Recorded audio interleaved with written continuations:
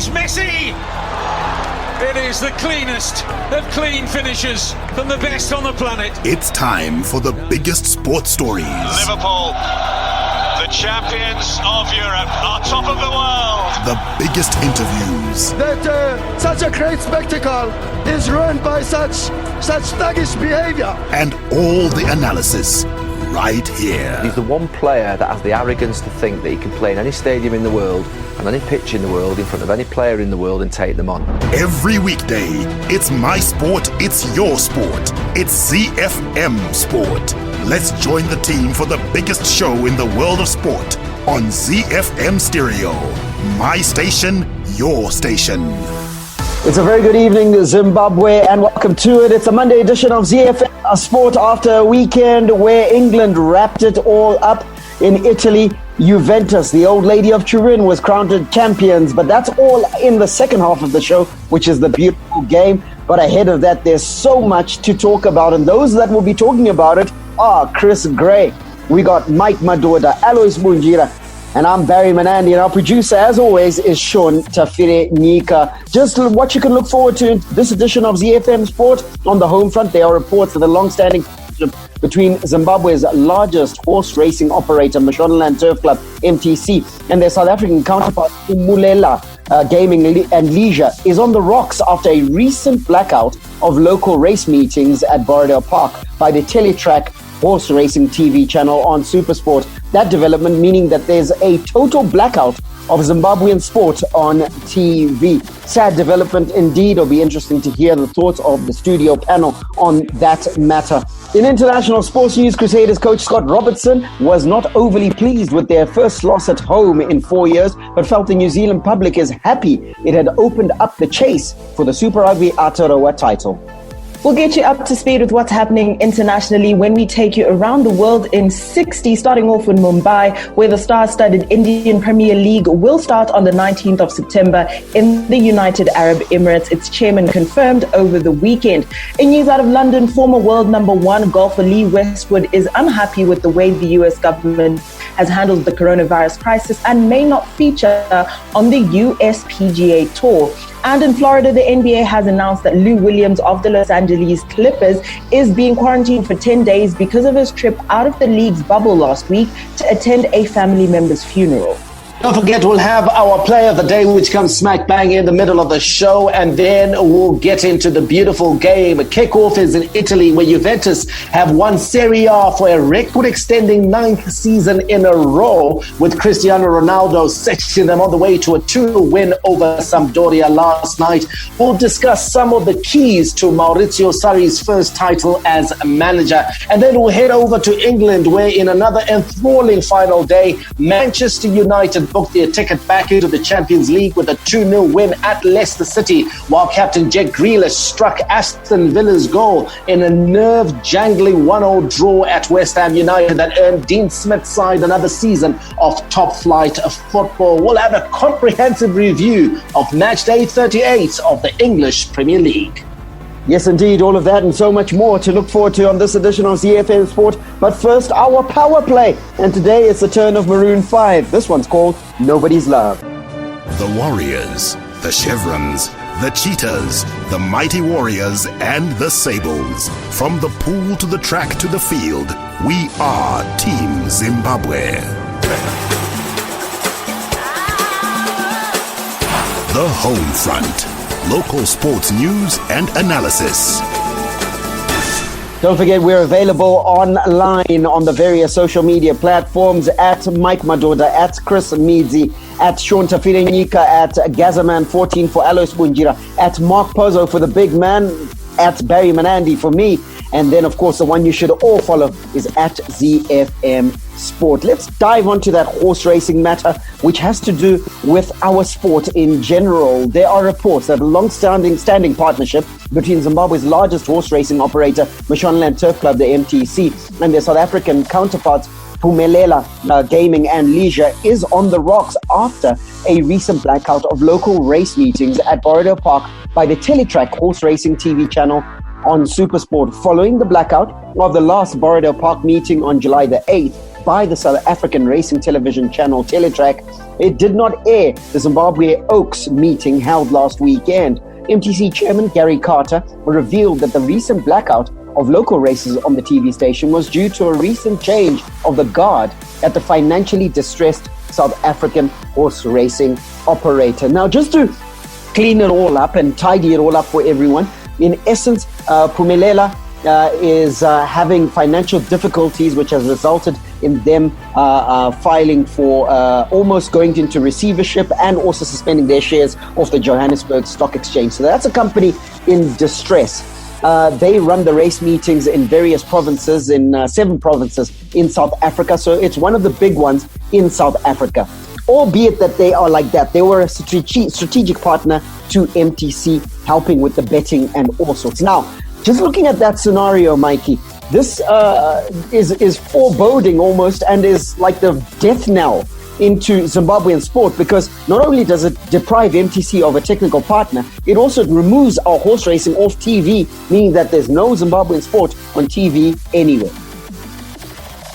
Absolutely, Barry. The MTC were the last bastion, as it were, of Zimbabwe sport on the TV in Africa, and it's a real crisis. In previous years, we have seen the Castle Premier Soccer League on Super Sport, and that was well received by fans. But a couple of seasons ago, that came to naught, and Super Sport pulled out of that arrangement. It's worrying, Barry, that if you take a look at cricket, there have also been problems when it comes to televising the sport here in Zimbabwe on local television, on local platforms. Rugby, the same thing can be said. Tennis, the same thing can be said. We have Davis Cup action in Zimbabwe. When was the last time it was televised for the local audience? And so that is a real crisis, Barry.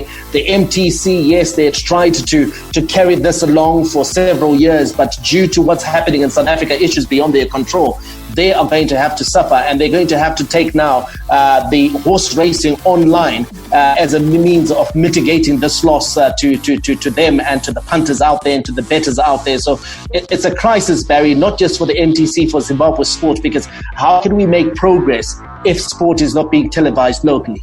Yeah, and that broadcasting might allude to the fact that Sand Sport, a good friend of the show, Dirk Viljoen, and his team at Sand Sport has taken up a partnership with the MTC to put the horse racing online. However, that doesn't solve our problem, Chris, because in truth, how many people have the bandwidth, the data, to stream an entire horse race meeting, which can last anything up to 5 hours online on Facebook, simply because they've placed a flutter on one particular race. So it's not a solution in itself, and it's got to be the free-to-air broadcaster that leads the way, isn't it? I mean, all over the world, we've seen the SABCs, the BBCs are leading the way. You've got to then look at ZBC, isn't it?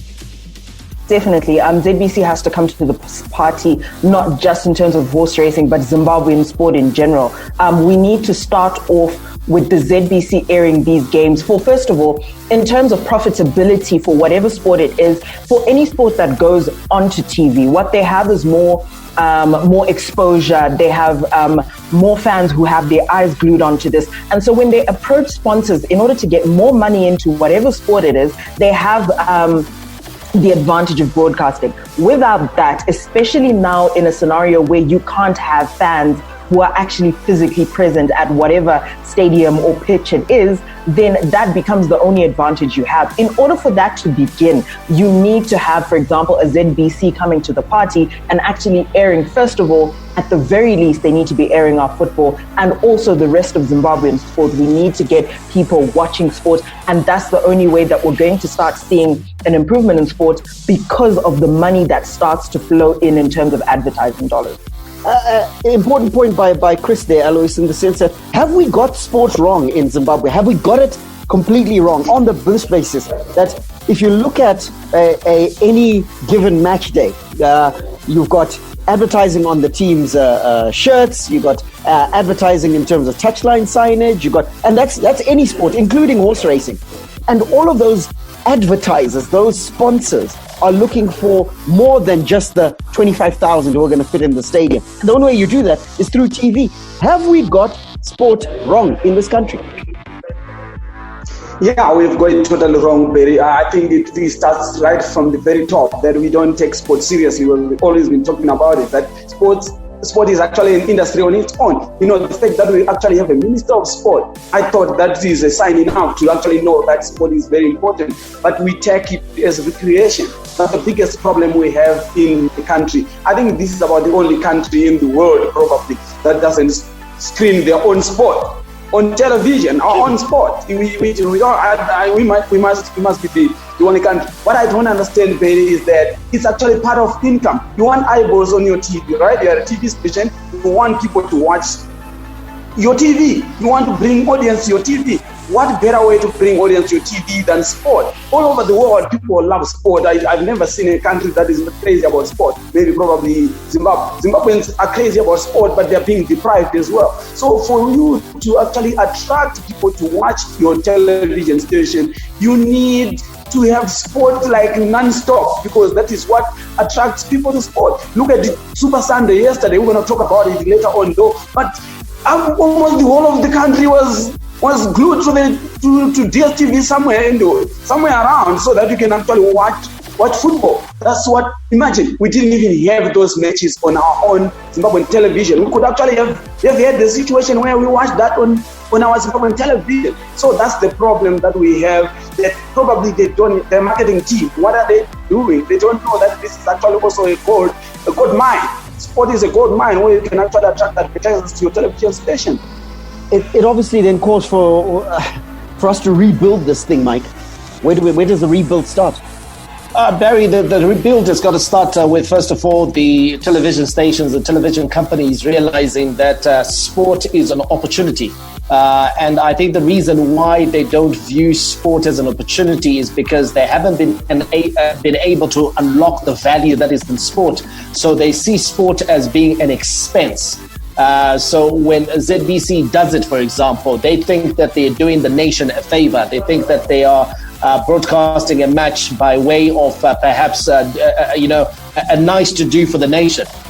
In terms of showing them maybe a national team game and so, but they don't realize that there's a lot of money to be made. Like Alois pointed out, the fans are watching the game. If there are hundreds of thousands of people who are guaranteed to be watching the game on TV, it means that consequently you should be able to go and approach the market to get the sponsors that are going to come in and pay for the advertising that is going to mitigate against the cost of you broadcasting the match. In fact, actually leave you in a profitable state. That's how it works the world over, Barry. You've got to have a competent marketing team that is able to unlock the value that lies in sport. And so long as they don't have those people in place, they'll always see the broadcast of sport as a cost rather than as an opportunity.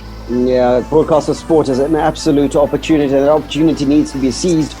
We won't be seeing a Bardell Park racecourse, and as we have seen for over nearly 15, 18 years on Teletrack, we won't be seeing that for a very long time. And that's a very sad development, because it means the total blackout of sport in Zimbabwe. Opportunity for a rebuild, no doubt. Let's see if we can seize that opportunity.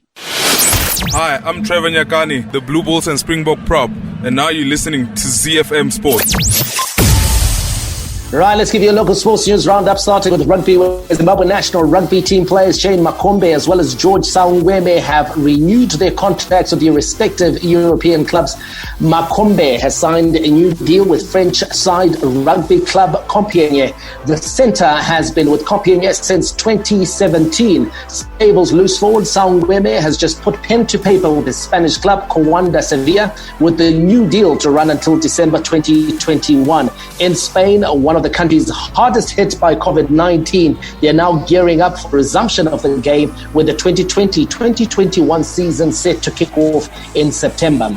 In tennis news, Zimbabwe's junior tennis players are set to miss out on much needed game time and international exposure with the cancellation of the Harare leg of the Futures Tour that normally runs in August. The 18 and under tennis events that run for 3 weeks at Harare Sports Club have been shelved due to the COVID-19 pandemic, with Tennis Zimbabwe manager Cliff Nokwara saying it's unfortunate they cannot host the tournaments under the circumstances. Since 2011, when the tournaments became a permanent feature on the tennis calendar, up-and-coming tennis players have taken advantage of the tournaments being at home to get international exposure as they face players from across the world. We'll wrap it up with the bodybuilding news. The 2020 Zimbabwe National Bodybuilding and Fitness Championships, formerly known as Mr. Zim, have been cancelled due to the continued spread of the coronavirus. In recent weeks, Zimbabwe has recorded a spike in positive cases, with 25 people losing their lives so far from the over 1,600 confirmed cases. Although the national championships were set to be held in October,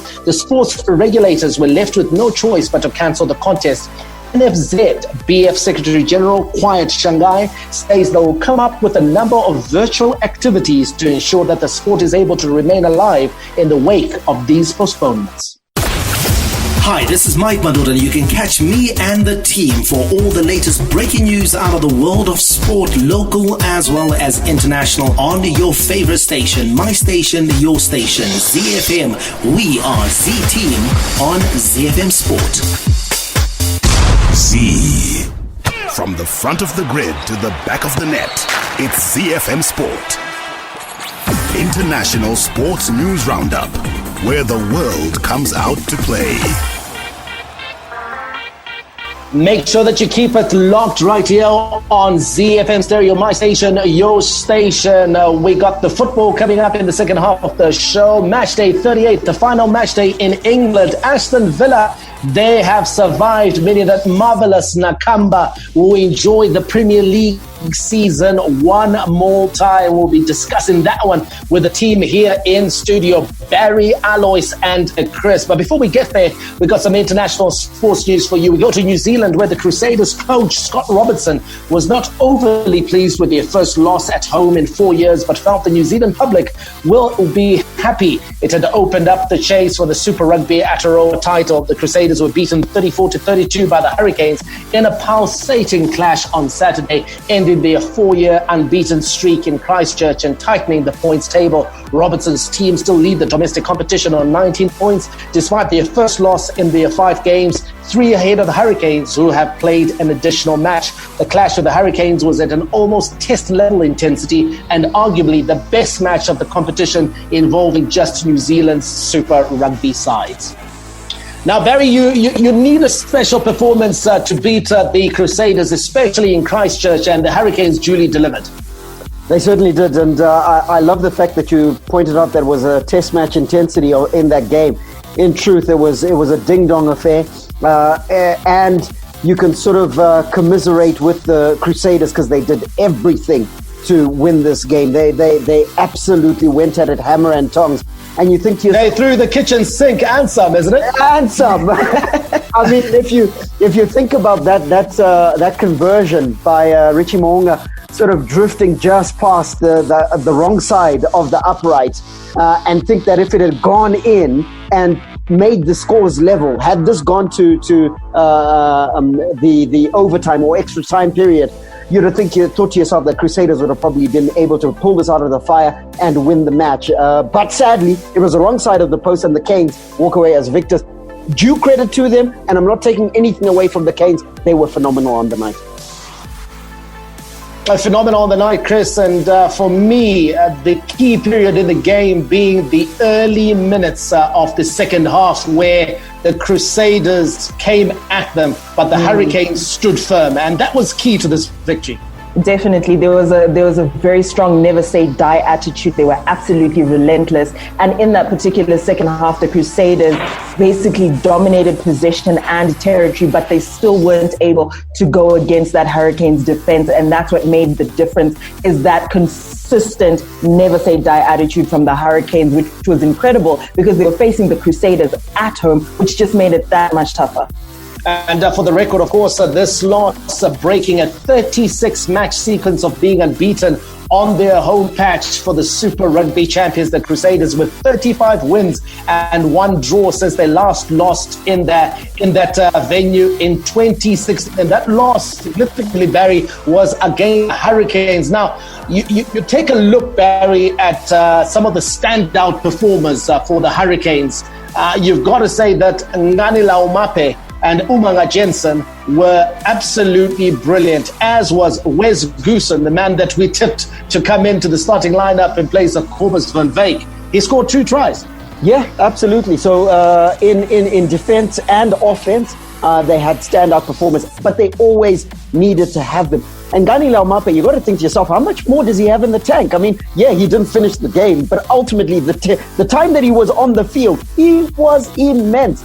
And this is the second game where we're seeing that he's been absolutely dominant with and without the ball for the Canes. So you think to yourself, how much more does this man have in his tank? But certainly, Wes Goosen, you're the one who pointed it out. You pointed out that change, and you said that Wes Goosen was coming in for almost a South African for a South African. But nonetheless, you pointed out that he was coming in, and he came in and absolutely delivered. 2 tries is no mean feat, especially in Christchurch.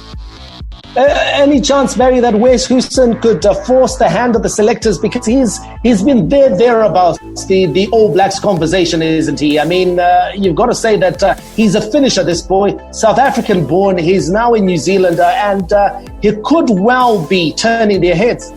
Yeah, I think he certainly is. The only challenge being that, we don't have the liberty to have as many games as at this stage. We don't even know what's going to happen with the Rugby Championship. But let me tell you now, this boy is forcing their hand and saying to the selectors, I'm right here if you need me. And the selectors, I think, are responding and saying that we certainly do need you. I wouldn't have any surprises if he's called up to the All Blacks. All right, yesterday's action, the Chiefs' nightmare in Aotearoa rugby continues as they slumped to a narrow 21-17 loss to the Blues to remain winless in this year's tournament after 6 matches. The win, on the other hand, kept the Auckland Blues alive as they still have a chance of fighting for the tournament title after a closely contested, exciting game. Your Super Rugby AU results from Australia: the Waratahs thumped 29-10 by the Rebels. We gave you this result on Friday, and then in the Saturday match, the Brumbies, too good for the Western Force, 24-0. Hi, my name is Sean Williams, Zimbabwe cricket captain. You're listening to ZiFM Sport. Z. Around the world in 60 seconds. International sports news. Around the World in 60 is proudly brought to you by DSTV. We take off in Mumbai, India, where the star-studded Indian Premier League will start on the 19th of September in the United Arab Emirates. Its chairman confirmed over the weekend, adding that players may need to undergo quarantine. Although India's cricket authorities are still awaiting government approval, Rajesh Patel says the world's richest cricket tournament will be played for 51 days with the final on the 8th of November. The 13th year of the IPL was meant to have started in March but has been repeatedly postponed because of the coronavirus pandemic. Dates were finally set after the T20 World Cup, which was scheduled to start in Australia in October, was postponed this week. We head over to London, England, where the United States may have scrapped its 14-day quarantine for overseas PGA Tour golfers, but that hasn't been enough to convince former world number 1 Lee Westwood to get on a plane and fly to America. The lifting of restrictions opens the door for traveling non-Americans to enter the first major championship of 2020 in San Francisco on the 6th of August and next week's WGC FedEx St. Jude Invitational in Tennessee.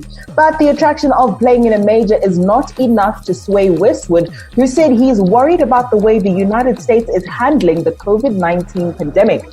We touched down in Florida in the USA, where the NBA has announced that Lou Williams of the Los Angeles Clippers is being quarantined for 10 days because of his trip out of the league's bubble last week to attend a family member's funeral. He will miss at least 2 of the Clippers' seeding games, including their 30 July opener against the Los Angeles Lakers. The issue was not that Williams left the bubble, but that he also went to a gentleman's club on that trip to Atlanta, and photographs of that visit with him wearing a type of mask that the NBA distributed inside the bubble at Walt Disney World appeared on social media.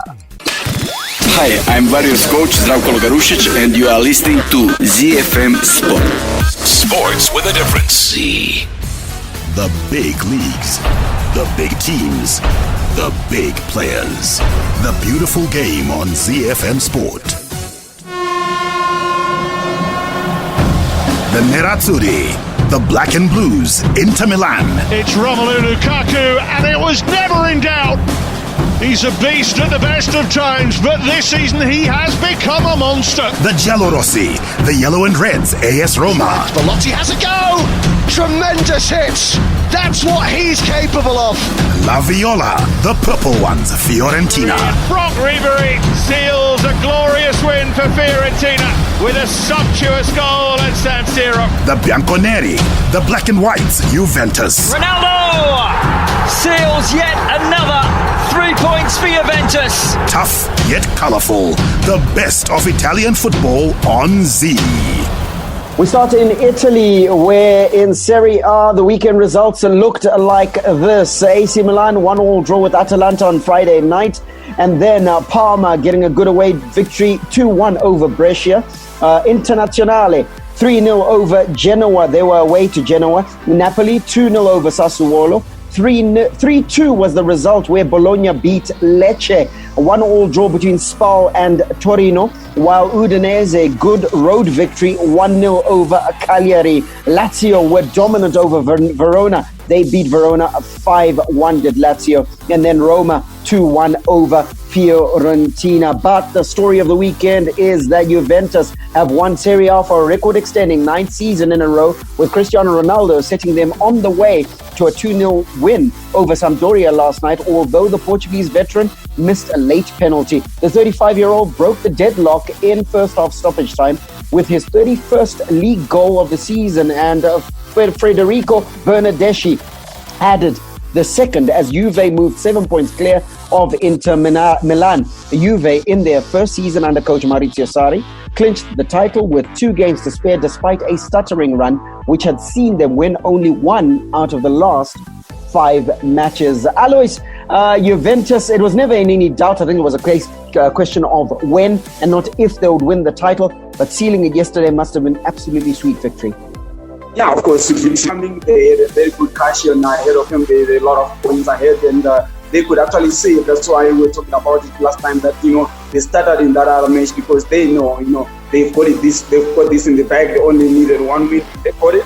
And congratulations to them, 9 titles in a row. It's a big feat for Juve, and obviously for the entry is actually quite great. Although I was just disappointed that Cristiano Ronaldo missing that penalty. I thought that he was going to have a goal, that record 35 goals, and that was a very important goal that he needed, to him to go. He could actually run in and actually catch up, on those 35 goals, but he couldn't. But for Juve, I think it's a great achievement in their camp, and I'm disappointed in that way because I've always wanted another team to actually chase Juve and take the title away from them so that we can actually have competition and good football in it.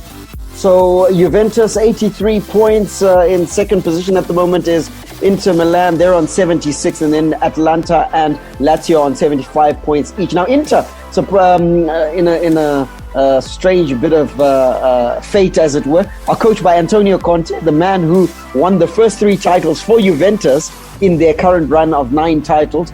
So you think to yourself, the symmetry there is brilliant. But if you're going to win titles like this, Mike, you've got to win matches, and the two-legged matches against those that are in and around you. Would you say that was the key to victory for Inter in this title run?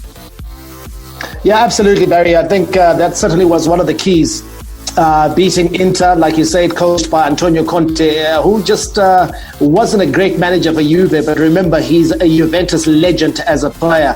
Wore that number 8 shirt for Juve, for the old lady, and in that team that featured the likes of Alessandro Del Piero, even going way back to Roberto Baggio. He was the key player for Juventus, and he fell short against his old side because if you're going to have to beat Juventus to the title, I think one of the things that you have to do is beat them.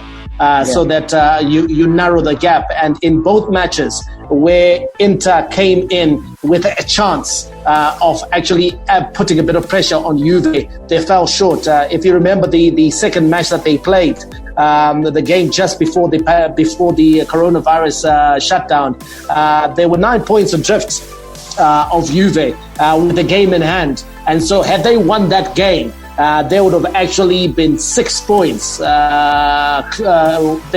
6 points adrift of Juventus with the game in hand, meaning that they could have been as close as 3 points. But they lost that game. And it meant that the advantage that Juventus had over them widened. So for me, that was key. Juventus won the matches that mattered. I think the side that gave them trouble was Lazio. But even after the break, when the league returned, Juventus were able to beat Lazio. And so Juventus winning the games that counted. The pressure games, Juventus always stood up to the pressure.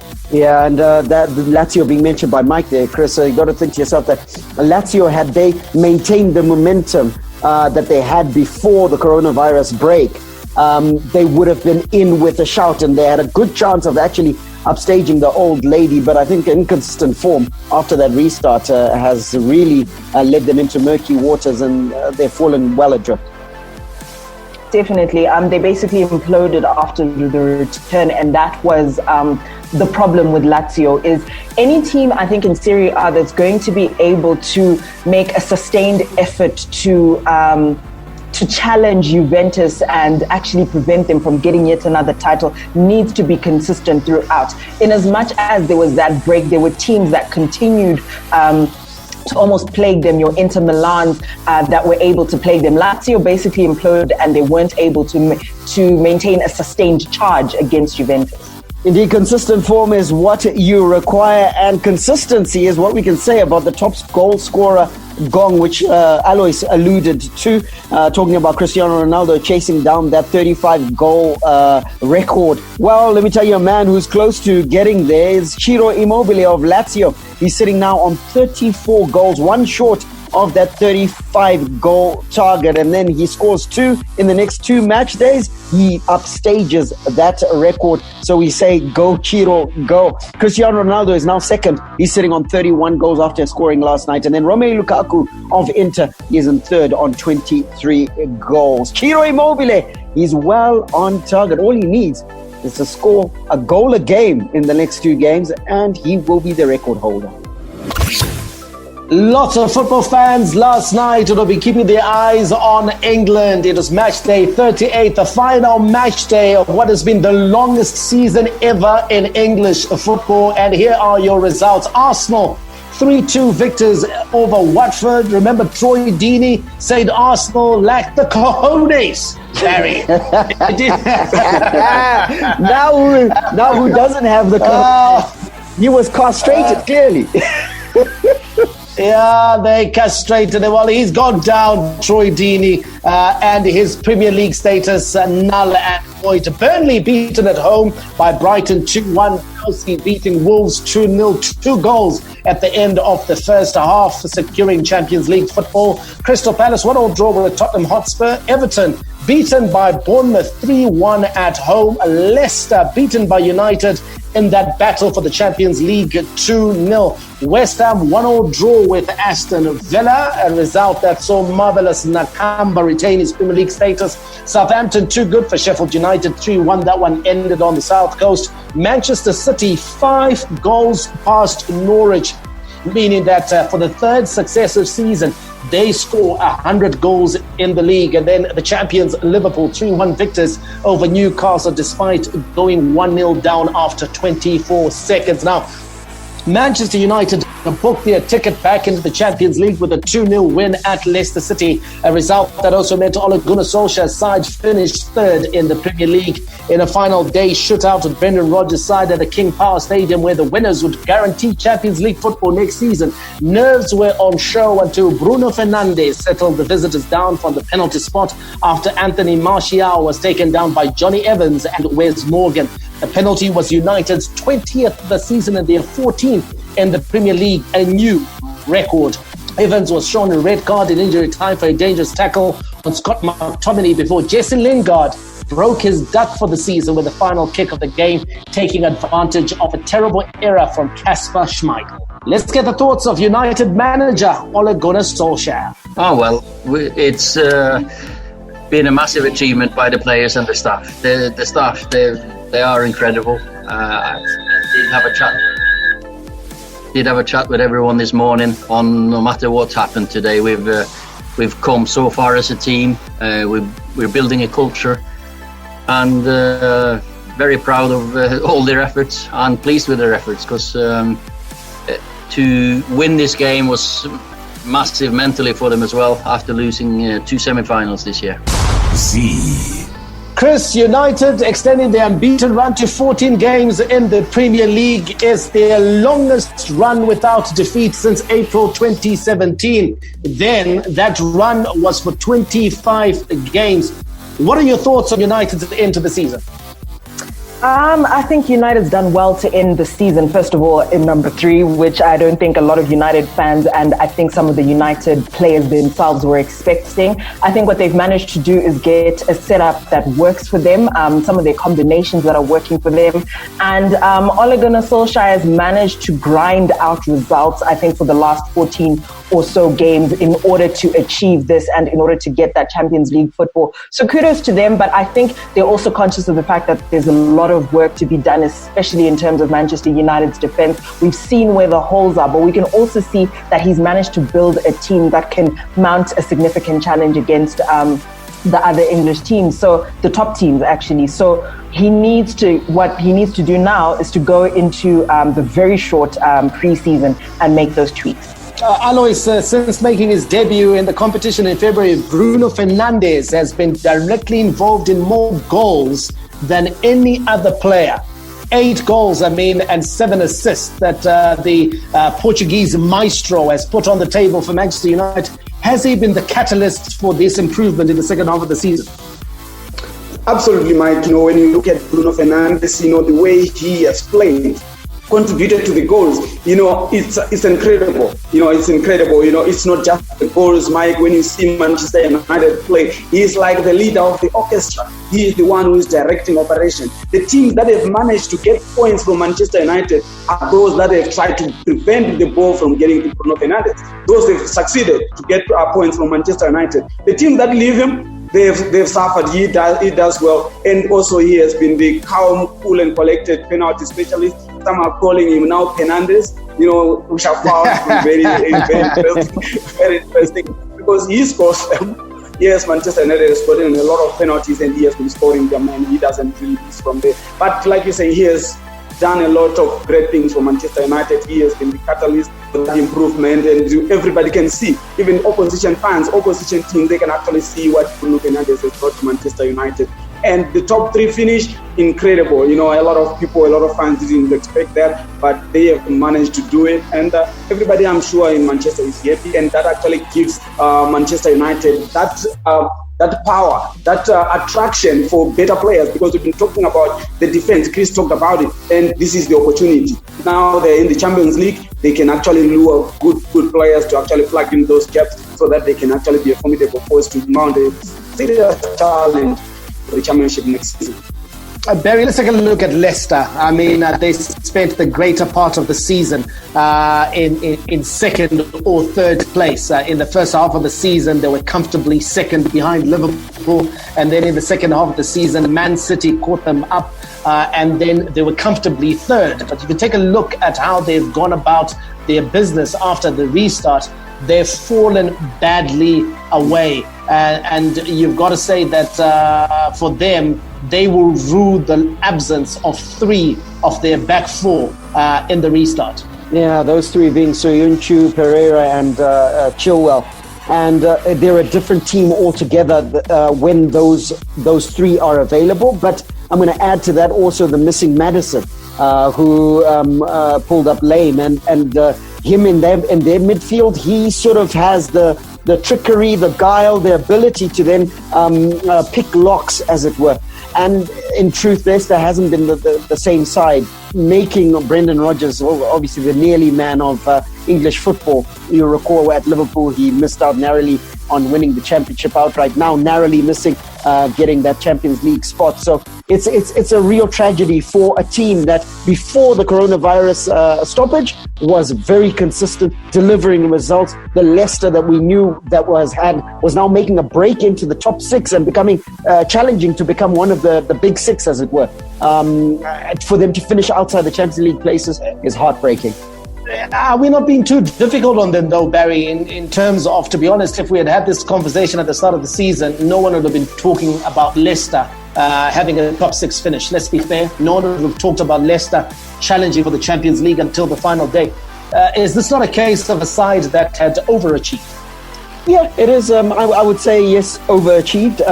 But I think also it's given them a picture of what they can achieve with the playing stuff that they've got, if they're to add to it, and how they can dip into the market. They've got Europa football now, that's secure. So that's going to give them an ability to at least do some recruitment as well over the break and have that strength in depth, so that if they do miss players like the 3 we've spoken about, the 4th one being Maddison, they can actually ride that wave and try and make a push for Champions League football next season. Yes, they've certainly overachieved, but I think that it's still heartbreaking. Doesn't take away the pain of being that close and then having it taken away, and in such a cruel fashion.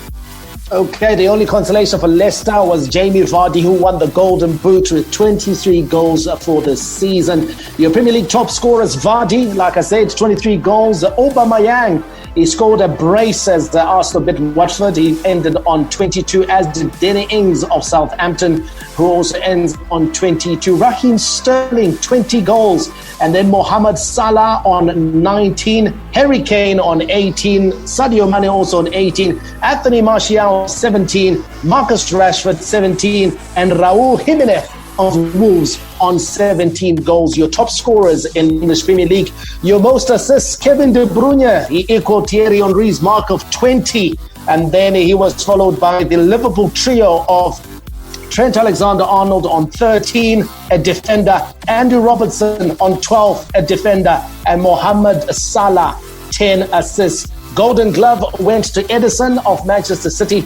He kept 16 clean sheets over the course of the season. Nick Pope of Burnley, second in that race with 15 clean sheets over the course of the season. Let's move to the bottom of the table, where there was a fight for survival, and equally as exciting, Captain Jack Grealish struck Aston Villa's goal in a nerve-jangling 1-1 draw at West Ham United that earned Dean Smith's side another season of Premier League football. When Grealish fired Villa ahead in the 84th minute, it sparked joyous scenes on the touchline at the London Stadium. But Yadri Yarmolenko's deflected effort levelled it up almost immediately, meaning Villa had to endure a tense finale. With Bournemouth winning at Everton, a late West Ham winner would have sent Villa down, but they held on for the draw to survive. Alois Marvelous Nakamba lives to fight another day. Probably everyone, well, most Zimbabwean football fans had adopted Aston Villa as almost their second team. Is this an opportunity for Marvelous Nakamba to actually prove that, first of all, he deserves to be in that Aston Villa team and he can challenge to be one of the players who actually starts permanently for Aston Villa? Yeah, obviously, I actually do believe that he deserves to be in that squad. And I think, like you said, I think this is an opportunity for him to actually stake his claim next season. I thought that he was in his shell. He was in a shell this kind of season. And I also believe that not much was done to help him adapt to English football. I think this is now an opportunity going for the break and coming into the new season. I think now perfect opportunity for him to actually look at himself, to play, and actually decide that I want to be in the Premier League. This is what I have to do. I have to play it this way. And if I were to tell him, to talk to him, I'll tell him to play his game, because I know that he has got the ability to play in that team and he needs to play his game. He was not doing it at all. And also this is an opportunity for him to actually realize that you can actually go down and go away, go out of the Premiership. He needs to up his game. And obviously this team is going to recruit again this coming season. So it's going to be very difficult for him. It's not going to be easy because probably, because he was now in and out of the team. So he needs to up his game. And for us as Zimbabweans, we're actually happy that Aston Villa is back. We look at it as like a Zimbabwe team. Some people were actually saying, yeah, Zimbabwe, we did it. We survived. It's like us, it's like a Zimbabwe national team. But it was good for us to actually celebrate that way. And for Marvelous Nakamba, fantastic. A chance, like we said, for him to do that. But the team needs to recruit, including the manager as well. They need to recruit the manager. Speaking of the manager, Mike, they picked up 8 points in their last 4 games, and you take a look at that Aston Villa squad. This is not a squad that should have been flirting with relegation at all. If you are the chairperson at Aston Villa, the chairman, let's just call you the chairman of Aston Villa. Do you keep Dean Smith? You've survived relegation. Absolutely. Why? Absolutely, because it's very difficult. I'm just going to be realistic here. So it'll be very difficult to get rid of Dean Smith after he got the results that he got in the last 4 matches. And for me, he's going to be given at least an opportunity to start next season. However, I don't think this coming season they are going to be as patient as they have been this past season. So if the wheels start to come off or Villa have a slow start to the season, he could be sacked by, let's say, October, November. I don't think they'll allow themselves to get to January, February, March with Dean Smith in charge. So he survived.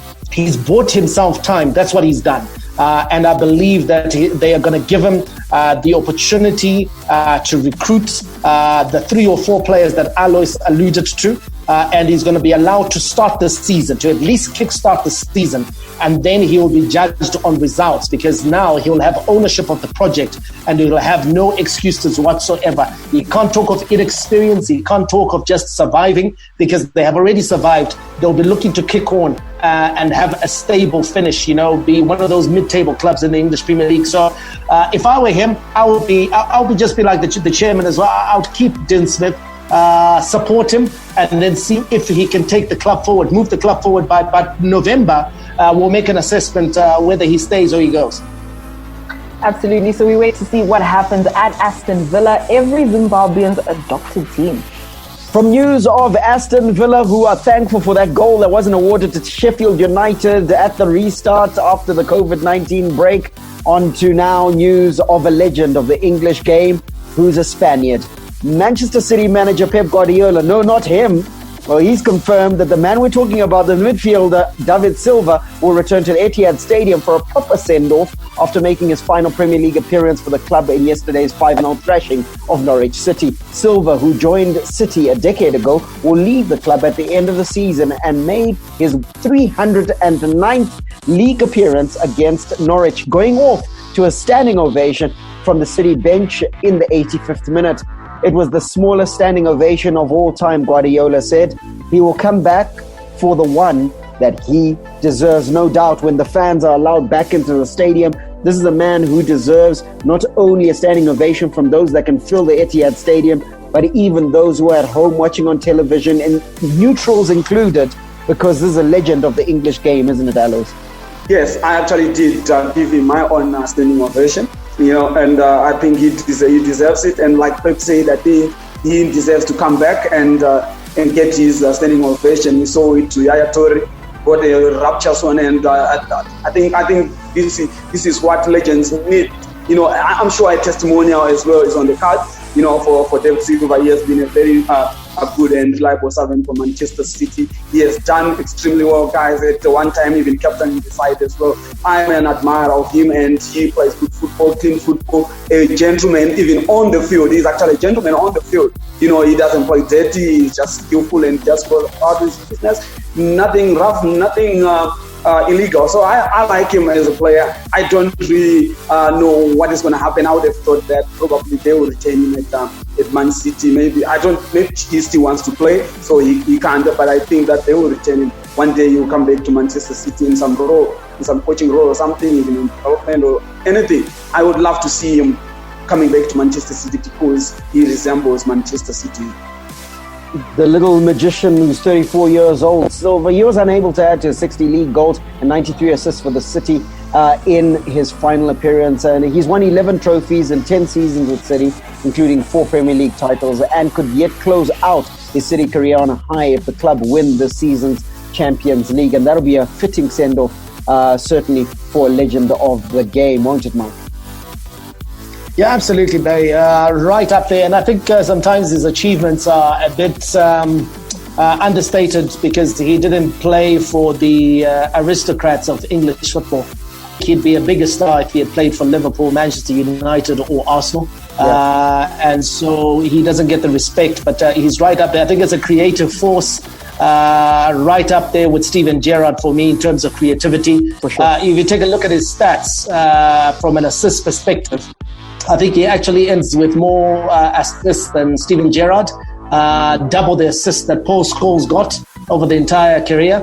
I think where perhaps Steven Gerrard had an edge over David Silva was that Steven Gerrard was a goal scorer and was more dynamic. But he's one of the best players we've seen in the English game. And for me, if you have to talk about Manchester City's greatest players, unless you go back to the old generation, of your Dennis Laws, etc. But if you have to talk about the modern generation, I think it's a toss-up between David Silva and Sergio Aguero as the greatest player that Manchester City has seen in this generation. So for me, I think he deserves that opportunity to come back and bid the Etihad faithful, all 16 of them, farewell whenever that time is. Michael, a slight on the Etihad faithful, but he rides off into Qatar, Chris, to add some more money into the kitty, as it were, a bit of a retirement package. Listen, deserving, and the good thing is that he's been given that option to come back and actually get his send-off. He well deserves it. Definitely. A little bit sad that we won't be seeing him in English football anymore. But I think for him to be able to go into Qatar and get the loot just before in the twilight of his career, I think is brilliant for him, and just secure the bag basically. Does he need any more guys though? Money for exactly. He can never have enough. Yeah. Well, just for housekeeping purposes, Liverpool, as Mike said earlier, finishes on 99 points, which is a club record. The Reds also registered a club record 14 away wins in a league season and equaled City's record of 32 league wins in a single season. A remarkable feat to defeat a imperious Manchester City side by the distance that Liverpool did. They are champions of England, and that wraps up England. The next time, hopefully, we'll be talking about the English season is very shortly, because it's a quick turnaround. They'll be starting in September, and English football will be back. We will be back tomorrow at 6:05. Don't miss that show. For now, may God richly bless you. That's my story, and I'm sticking to it. Manande, out. And it's Messi! It is the cleanest of clean finishes from the best on the planet. The biggest sports stories. Liverpool, the champions of Europe, are top of the world. The biggest interviews. That such a great spectacle is ruined by such thuggish behavior. And all the analysis right here. He's the one player that has the arrogance to think that he can play in any stadium in the world and any pitch in the world in front of any player in the world and take them on. Every weekday, it's my sport, it's your sport. It's ZiFM Sport on ZiFM Stereo. My station, your station.